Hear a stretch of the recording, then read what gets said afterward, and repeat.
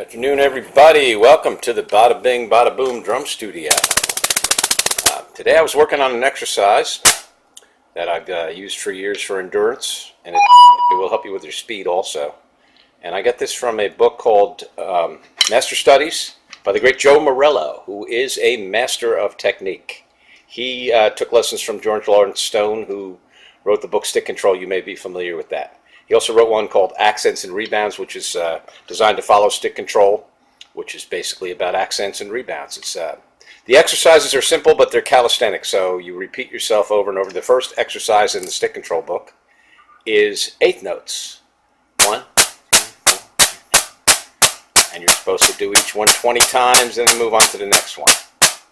And the first page is the most important. But anyway, George Lawrence Stone was a master of teaching technique, and Joe Morello was his greatest student. He actually, when he wrote the Accents and Rebounds book, it was dedicated to Joe Morello and his excellence of technique. So here's an exercise that George wrote out for Joe at one of his lessons. And when he wrote it out, he said, this one is a killer. And it is a killer. So Joe calls it the Stone Killer. And it's very simple. When I start with my students, the very first thing I give them is a page with 8 rights and 8 lifts on it. It's called 8 on a hand, where you do 8 with each hand. 1, 2, 6, 7, 8. 1, 2, 3, 4, 5, 6, 7, 8. 1, 2. And this way you develop the hands individually, and they get a more even development. I think this is Stone believed in developing the hands individually, and so did Billy Gladstone, who's another master drummer from the past. He was the house drummer at the Carnegie Hall when they used to have a live band there all the time.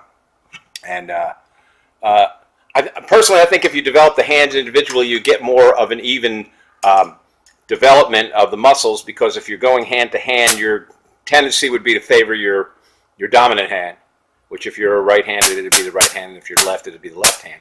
When you do it individually, 8 with each hand, they both get the same amount of work.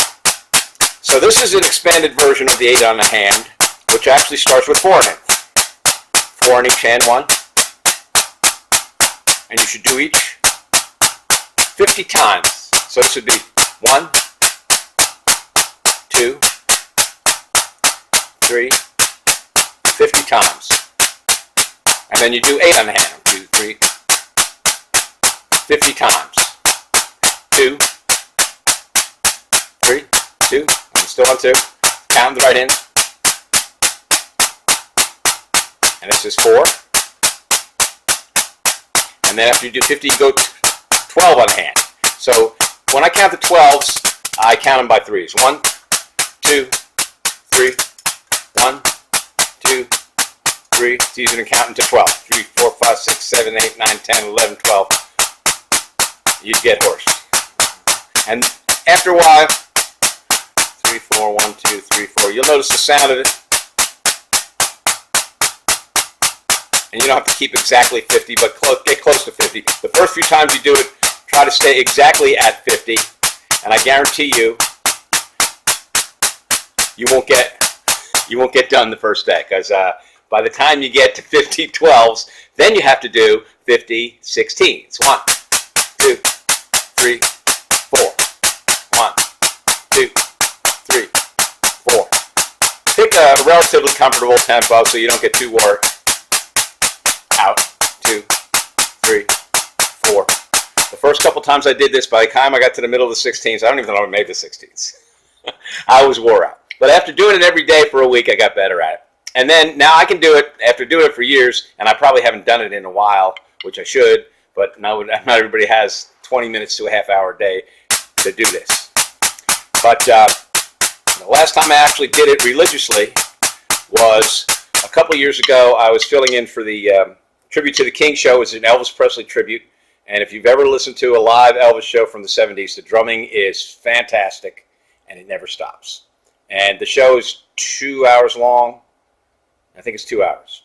And at the beginning, you do the early stuff, which is pretty simple, but you're still playing. And then the last half hour, 45 minutes, is the Elvis show from the 70s, which starts off with this huge tom thing. And then the drums never stop. You're just playing continually, and everything is up-tempo. Even the slow songs, there's a lot of playing. And if you are not conditioned, your tongue will be out and you won't be playing.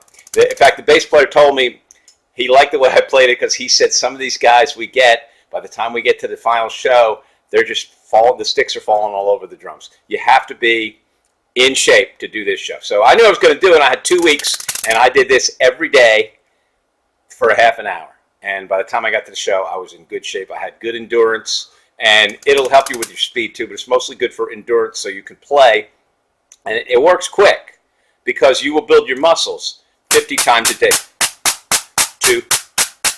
So you're doing 50 of those. You're doing 200 repetitions. 4, 8, 12, 16. And it will absolutely help you with your endurance and your speed immediately. So get to work today on the Stone Killer. I'll give you a refresher. 4 on a hand, 50 times. 8 on a hand, 50 times. 12 on a hand. 1, 2, 3. 1, 2, 3. 1, 2, 3. And then 16. 2, 3, 4. 1, 2, 3, 4. 1, 2, 3, 4. 1, 2, 3, 4. 1, 2, 3, 4. 1, 2.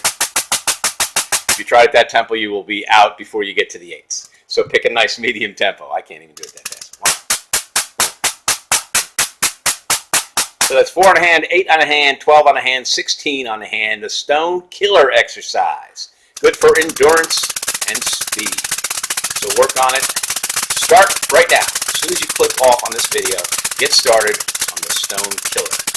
This is Jeff Clayton here down at the Bada Bing, Bada Boom Drum Studio in Smyrna, Tennessee. I'd like to see you down here for a lesson. Give me a call sometime. My phone number is on the Facebook or at my website, jdrum60.com. Stop by and say hi. We'll see you soon. Bada bing, bada boom.